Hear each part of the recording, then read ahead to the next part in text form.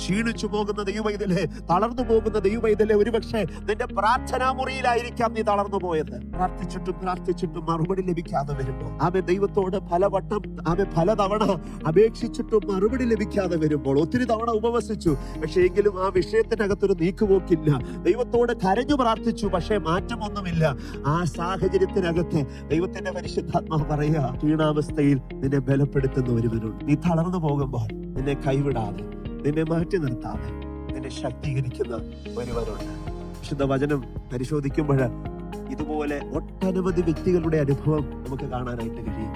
ഏലിയാവ് ഒരിക്കലും ഇതുപോലെ തളർന്നു പോയവന്, ക്ഷീണിച്ചു പോയവന്, മതി കർത്താവേ എന്ന് പറഞ്ഞ് ശുശ്രൂഷ പോലും വേണ്ടെന്ന് വെച്ച ഒരു വ്യക്തിയാണ് ഏലിയാവ്. കഴിഞ്ഞ മണിക്കൂറുകളിൽ, കഴിഞ്ഞ ദിവസങ്ങളിൽ ഏലിയാവ് വലിയ അത്ഭുതങ്ങൾ കണ്ടിട്ടുണ്ട്. ഒറ്റ പ്രാർത്ഥനയിലൂടെ ദൈവത്തിന്റെ മഹത്വത്തിന്റെ തീ ഇറങ്ങി വരുന്നത് താൻ കണ്ടതാണ്. എങ്കിലും ഇതേ മനുഷ്യൻ ക്ഷീണിച്ച് കരഞ്ഞ് നിരാശപ്പെട്ട് തലകുനിച്ചിരിക്കും. അവിടെ നമ്മൾ കാണുന്നത് ദൈവം തന്നെ കൈവിട്ടെന്നല്ല, അവിടെ ദൂതനെ ഇറക്കി ഏലിയാവിനെ ദൈവം ശക്തിപ്പെടുത്തി. ഉയരത്തിലെ അപ്പവും വെള്ളവും കൊടുത്ത് തന്നെ വീണ്ടും ശക്തീകരിച്ചു. നോക്കണമേ, ഒന്നാം തവണ ഏലിയാവിന് അവൻ അപ്പവും വെള്ളവും കൊടുത്ത് ശക്തീകരിച്ചു കേട്ടോ. അതിനുശേഷം വീണ്ടും അവൻ നിരാശപ്പെട്ടു, വീണ്ടും അവൻ തളർന്നു, വീണ്ടും കടന്നുറങ്ങി. എന്റെ ഹൃദയത്തെ വളരെയധികം ധൈര്യപ്പെടുത്തിയ ഒരു വചനം ആ ഭാഗം. ഇവിടെ നമ്മൾ കാണുന്നത് ഏലിയാവ് തളർന്നു പോയപ്പം ദൈവം അവിടെ കൊണ്ട് തന്റെ പ്രവൃത്തി അവസാനിപ്പിച്ചില്ല. മനുഷ്യനായിരുന്നെങ്കിൽ പറഞ്ഞേനെ, ഞാൻ അവന് ഒരു അവസരം കൊടുത്തു, പക്ഷെ അവന് ആ അവസരം നഷ്ടപ്പെടുത്തിയത്. പക്ഷെ അവിടെ നമ്മൾ കാണുന്നത് എങ്ങനെയാ?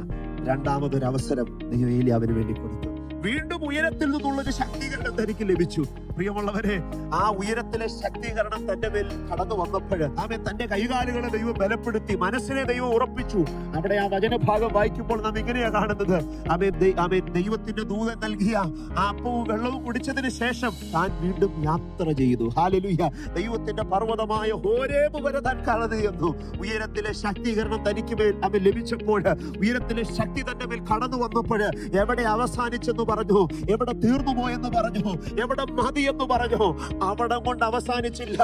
അവിടെ നിന്ന് ഒരു പുതിയ തുടക്കം ദൈവത്തിന്റെ ആത്മാവ് അവന് കൈമാറി. ഇന്ന് പകൽ പരിശുദ്ധാത്മാവ് പറയാ, നാം ഫുൾ സ്റ്റോപ്പ് ഇട്ട ചില ജീവിത അനുഭവങ്ങളിൽ ഇവിടം കൊണ്ട് അവസാനിച്ചു, ബ്രദർ, തീർന്നു പോയി, ഇനി ഒന്നും സംഭവിക്കത്തില്ല, ഇതെല്ലാം ഇവിടം കൊണ്ട് അവസാനിക്കുകയാണെന്ന് ഞാനും നിങ്ങളും വിധി എഴുതുമ്പോൾ, നമ്മളെ കരുതുമ്പോൾ, ആ സ്ഥാനത്ത് ദൈവത്തിന്റെ പരിശുദ്ധാത്മാവ് പറയാ, നിന്റെ ഫുൾ സ്റ്റോപ്പിനെ ഒരു കോമയാക്കി മാറ്റി. ഹല്ലേലൂയ. ആ ഫുൾ സ്റ്റോപ്പ് ഇട്ടടത്ത് നിന്ന് ഒരു പുതിയ തുടക്കം തന്ന്, ഒരു പുതിയ മുന്നേറ്റം തന്ന് അവൻ ദൈവത്തിന്റെ വാഗ്ദത്തങ്ങളിലേക്ക് അവൻ ഈ ദിവസങ്ങൾ കർത്താവ് നടത്താൻ പോകുക.